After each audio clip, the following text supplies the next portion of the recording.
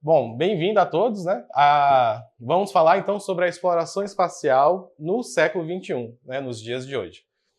Essa exploração, ela não é só mais uma disputa entre duas superpotências, que, como vimos, foi motivada muito pelo conflito da Guerra Fria entre os Estados Unidos e a União Soviética. Hoje em dia, ela está difundida em diversos países ao longo do globo.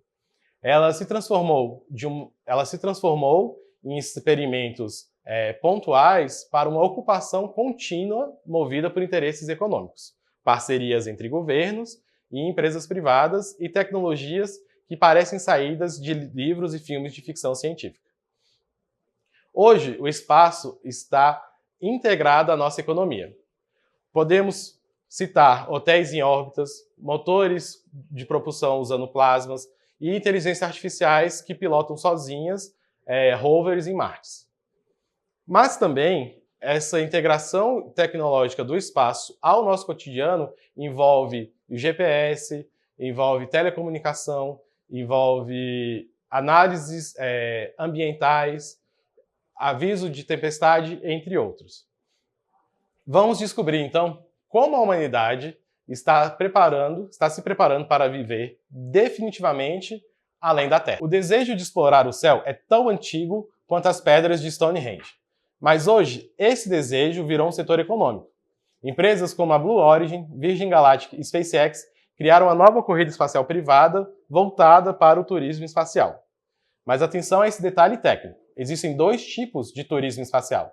Aquele que é o suborbital, ele consegue cruzar a linha de Kármán, aproximadamente 100 km de altitude, onde os passageiros sentem a microgravidade por alguns minutos e retornam rapidamente à Terra. Que esse é o sistema da norte-americana Blue Origin. E o turismo orbital é onde uma nave entra de fato em uma trajetória circular ao redor do planeta Terra, ou seja, em órbita. Você sabia que o Brasil já marcou presença nesse tipo de exploração comercial do espaço? Em 2022, o brasileiro Victor Espanha tornou-se o primeiro turista espacial brasileiro. E o futuro promete barateamento com foguetes reutilizáveis e até hotéis em órbitas, previsto para a próxima década. Além do turismo espacial, a exploração comercial do espaço está também na inserção em órbita de satélites para telecomunicações, para observação da Terra, entre outras aplicações. Como podemos citar a rede Starlink, da norte-americana SpaceX, que está fazendo uma rede espacial de internet, trazendo internet via rádio de forma satelital, inclusive para regiões remotas, onde você não tem o acesso tradicional, que seria por cabos. Outro ponto de exploração espacial no século XXI é a utilização de inteligências artificiais, as famosas IAs. Como explorar planetas onde o sinal de rádio demora dezenas de minutos para ir e vir? A resposta disso dentro do século XXI é o uso de inteligências artificiais, as famosas IAs. Por exemplo, as primeiras sondas em Marte tinham que ter um controle autônomo sozinho, pois o sinal de rádio leva aproximadamente 40 minutos para ir e vir. Como você vai controlar um carro de controle remoto, sendo que cada comando que você faz leva 40 minutos para poder ir e voltar do seu veículo? Então, os rovers em Marte, eles precisam ter uma certa autonomia para tomar decisões sozinhos e conseguir controlar e fazer a exploração. Podemos trazer esse exemplo agora para os rovers mais atuais. O Perseverance, que está em Marte, que ele usa algoritmos de visão computacional para que, de forma autônoma, possa desviar de pedras e possa também escolher os alvos científicos que ele vai estudar, sem depender de comandos enviados aqui da Terra. Em órbita, a inteligência artificial faz também o que chamamos de processamento on-board. Em vez do satélite enviar milhares de fotos de nuvens da Terra, a inteligência artificial embarcada filtra tudo isso em tempo real e envia apenas aquilo que de fato é importante, como, por exemplo, focos de incêndio, tempestades tropicais ou alguma anomalia que ela consiga pegar com base no volume de imagens que está sendo colhidas ao mesmo tempo. Isso economiza tempo, energia, banda de comunicação e torna as missões muito mais eficientes. Para viagens longas, o combustível químico tradicional ele é pesado e ineficiente. Por isso, a pesquisa espacial do século XXI está apostando na utilização de propulsores elétricos, especificamente o propulsor de efeito Hall, como esse que eu tenho aqui. Como ele funciona? Você vai ter um propelente, que é um gás inerte, geralmente o xenônio, e nós vamos ionizar esse gás através da interação entre campos elétricos no interior do propulsor. E uma vez esse gás ionizado, ele vai ser empurrado pela interação com o campo elétrico e o campo magnético, no caso do propulsor Hall. Ele sendo empurrado pela terceira lei de Newton, a gente tem uma força na outra direção que empurra o nosso satélite, nosso veículo espacial. Por que é importante a propulsão elétrica no século XXI na exploração espacial, principalmente em missões interplanetárias?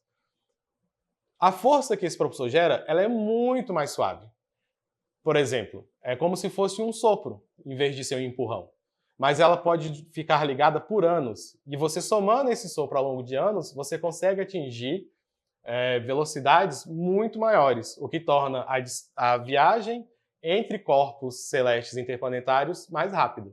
Além disso, por ser bem mais eficiente no seu processo de aceleração do que propulsores químicos que dependem da combustão, esse tipo de propulsor ele dura mais tempo no espaço, gastando menos combustível. Então, o seu satélite pode ficar mais tempo em órbita. Além do mais, o futuro da logística espacial inclui também o reabastecimento no espaço. Em vez de você abandonar o satélite quando o combustível dele acaba, você pode reabastecer ele em órbita, estendendo a vida útil dele, reduzindo o lixo espacial e o custo não só de lançamento, como também de produção dos grandes satélites. Por fim, nesse módulo vamos ver como que nós podemos utilizar uma carona gratuita que a física nos dá. Isso é o chamado de efeito Stirling, ou assistência gravitacional, permite que uma nave mude a sua direção e a sua velocidade apenas passando perto de um planeta. Como assim? O planeta ele tem a sua gravidade e sempre está puxando os objetos à sua volta. Quando uma nave passa perto, ela sente a gravidade daquele planeta puxando a nave em direção a ele. Só que se ela tiver uma velocidade muito grande, uma velocidade de escape, ela não vai entrar em órbita daquele planeta. Ela vai simplesmente cruzar pelo aquele corpo celeste. Ao cruzar, essa força gravitacional que está puxando a nave gera uma aceleração na nossa nave, no nosso sonda espacial. Essa atração gravitacional, à medida que a nave passa perto de um planeta, não só muda a sua trajetória, porque tem uma diferença na sua velocidade, como também acelera a nave, sem gastar nenhuma gota de combustível. É dessa forma que as sondas Voyager, por exemplo, alcançaram as fronteiras do nosso sistema solar, como os objetos feitos pelo homem mais distantes da Terra. Em funcionamento ainda hoje, enviando dados do que seria o meio além da influência do Sol. Também temos missões como a Cassini, que só conseguiu chegar em Saturno com o uso de vários estilingues gravitacionais, na Lua, na Terra, até conseguir chegar no nosso planeta com os anéis.